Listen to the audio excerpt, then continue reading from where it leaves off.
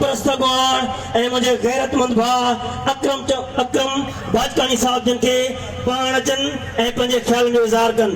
अकरम भाजकानी साहब।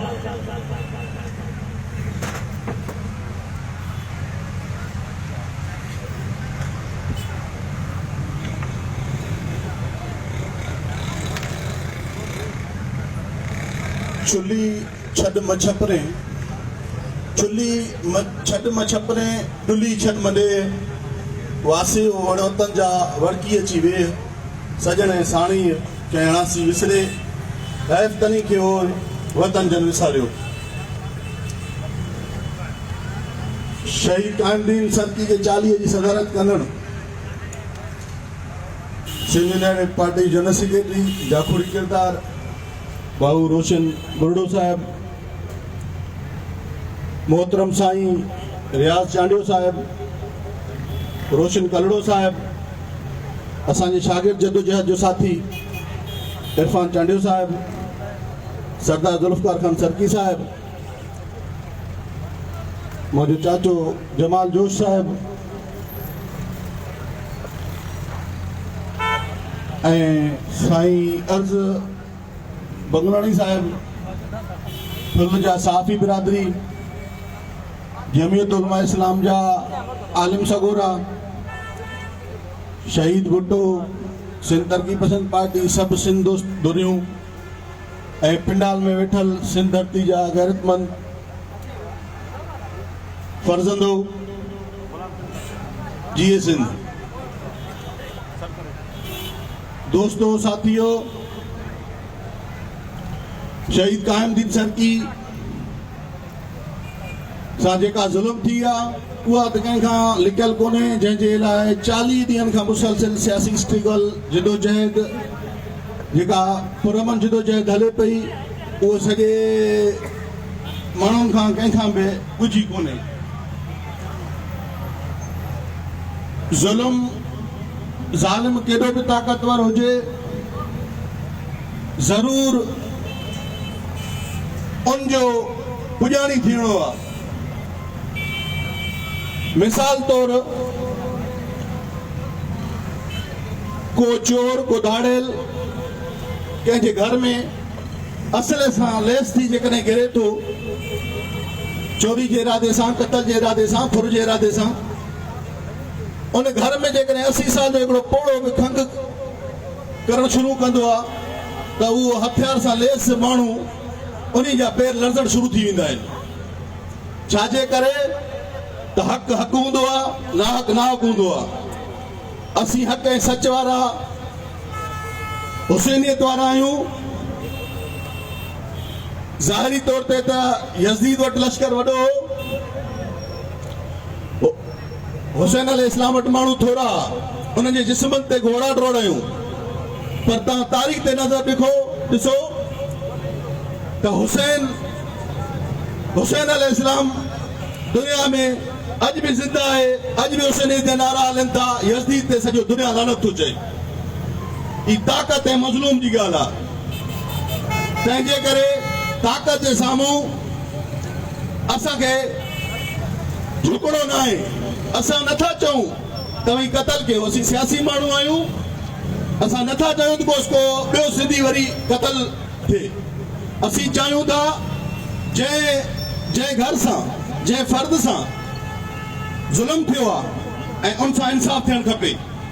जेसि ताईं उन सां इंसाफ़ न थींदो, जेसि ताईं उन जा क़ातिल गिरफ़्तार न थींदा, तेसि ताईं असां सिंध धरती जा वारिस उन मज़लूम सां गॾु हर जिदोजहद में गॾु हूंदासीं। तंहिंजे करे अॼु शहीद जेका आहिनि क़ौमनि में उत्साह पैदा कंदा आहिनि। अॼु असां हिते वेठा आहियूं, साईं रियाज़ साहब वेठो आहे, उन्हनि जो फिक्री रिश्तो अलॻि आहे, साईं रोशन साहब वारनि जो रिश्तो अलॻि आहे, आवामी तहरीक वारनि जो अलॻि आहे, जमियत वारनि जो अलॻि आहे, पर अॼु उन शहीद जे खून असांखे हिकु हंधि ते विहारियो आहे। ऐं सभु असीं सियासी दुनियूं इन ज़ुल्म के खिलाफ़ आहियूं। असीं इंतज़ामिया खां घुर कयूं था त शहीद कायमदीन सरकी जे क़तल खे 40 ॾींहं गुज़री आहिनि ऐं 40 ॾींहंनि खां वठी का जेका आहे गिरस्तान न ॾेई सघिया आहियो। इहा ज़ुल्म जी इंतिहा आहे। ऐं वरी बि ख़ुशी मूंखे थो थिए त ही ठुल जा माण्हू इन ज़ुल्म जे ख़िलाफ़ गॾु आहिनि ऐं ठुल जा सहाफ़ी तमामु बहादुर सहाफ़ी आहिनि ऐं इहे उहे सहाफ़ी आहिनि जिन हिन रियासत जे कारंदनि खे वफ़ाक़ी वज़ीरनि खे बि जन झुकायो, जिन केस दाख़िल कराया सॼे सिंध जे अंदरि संग चटी जे ख़िलाफ़ हितां ई जेका आहे आवाज़ उथियो। अॼु सॼे सिंध मां संग चटी ख़तम थी चुको आहे। तंहिंजे करे आउं इन फुल जे सभिनी सहाफ़ी दोस्तनि खे सलाम पेश थो कयां त हू मज़लूमनि सां गॾु आहिनि ऐं अॻियां बि रहंदा ऐं असीं बि हर वक़्तु इन ॾाढे ज़ुल्म जॾहिं हिते शायदि 4 ॾींहं अॻु में मां हिते उस्ताद जमाल वटि त 100-150 माण्हू अची दुकान ते बीठो इमामदीन जे हिते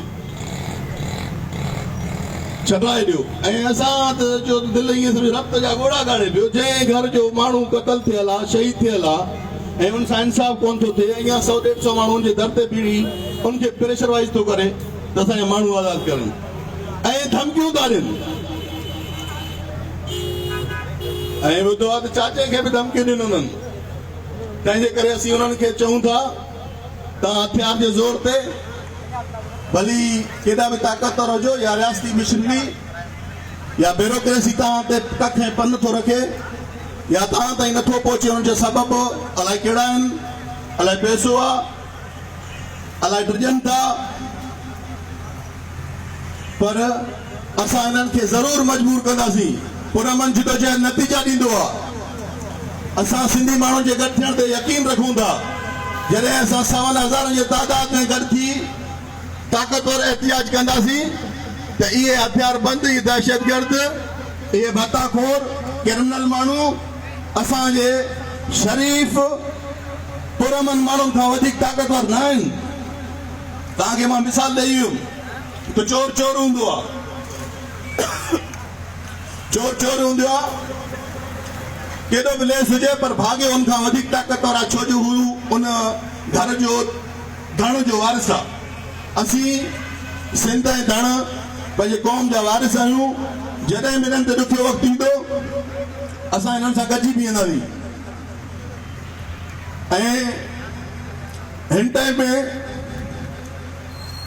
ठुल जे चूंडियल नुमाइंदनि अञा ताईं माना मज़लूम कायमदीन सरकी सां का हमदर्दी असांजे नज़र में त अञा ताईं कोन आयो ऐं तव्हांजे वोटनि सां हिननि माण्हुनि में इहे सिबलिंग ते पहुता आहिनि। तव्हां ई वरी 5 सालनि खां पोइ वरी हिननि खे ई वोट कंदो। तंहिंजे करे इन्हनि हालतनि, मुसीबतनि, तकलीफ़नि, सभिनी शयुनि ते नज़र रखो ऐं पंहिंजी हिमत कंदो, पंहिंजी मुर्सी कंदो, हिक ॿिए जो साथ ॾींदो, हिक हंधि गॾु थींदो त तव्हांखे दुनिया जो को ताक़त हिलाए न सघंदो। तंहिंजे करे जेसि ताईं शहीद कायमदीन जे सरकी जे कातिलनि सां गिरफ़्तार नथा थियनि,